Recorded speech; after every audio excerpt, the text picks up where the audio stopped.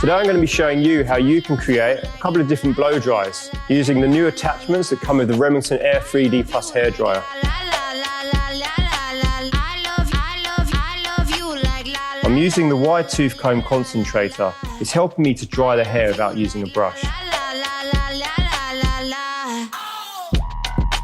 The curling concentrator fits perfectly around a brush to create a bouncy blow dry with great curl.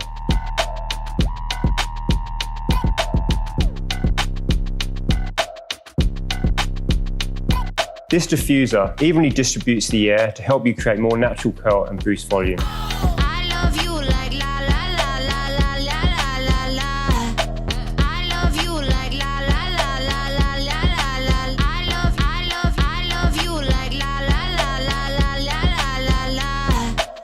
With the added width of this concentrator, it enables you to create more of a sleek, straight finish.